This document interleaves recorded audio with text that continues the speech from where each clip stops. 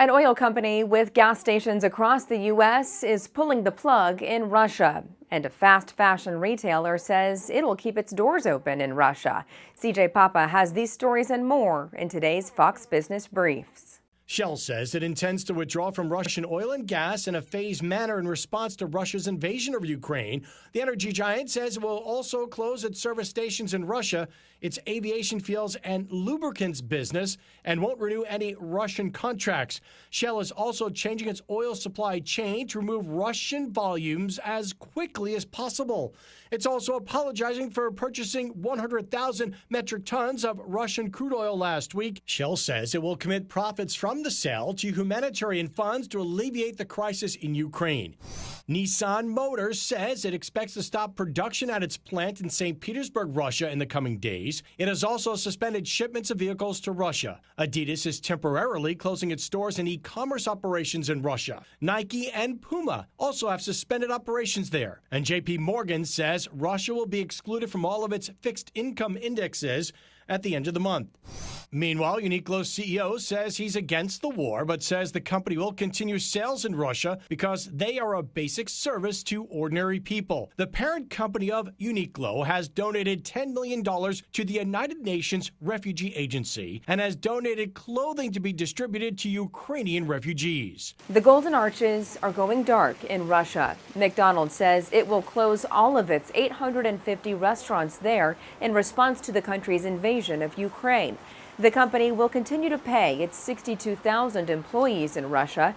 It has also shuttered 100 of its locations in Ukraine and continues to pay those employees as well. Uber is helping Ukrainian refugees get to safety in Poland. The rideshare service is providing free, unlimited rides between Ukraine's border and multiple Polish cities. The company also said it's offering free rides for staff at migrant welcome centers. Uber will also deliver goods to nonprofit warehouses in Poland for free. The company is working with the International Red Cross to transport 60 tons of essential supplies collected in Romania to communities in Ukraine. One program is using tattoos to help gang members leave their life of crime.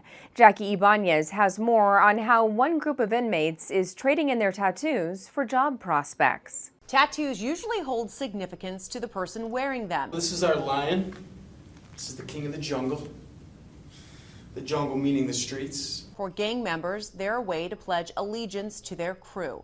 A permanent reminder they're bound to an organization typically associated with crime and violence. It was me saying that I belong to a group of people who are going to be looking out for each other, no matter what. But now a new initiative at the DuPage County Jail outside Chicago is helping gang members remove or cover up their signature markings with new non-gang affiliated designs in hopes of abandoning their life of lawlessness to pursue a career once free from behind bars. You go so far deep. At least 12 inmates at DuPage are enrolled in what's called the JUST program, which teaches vocational skills as well as religious studies, anger management, and more. But law enforcement say ditching the gang tattoos is the ultimate way for participants to prove they're serious about moving forward.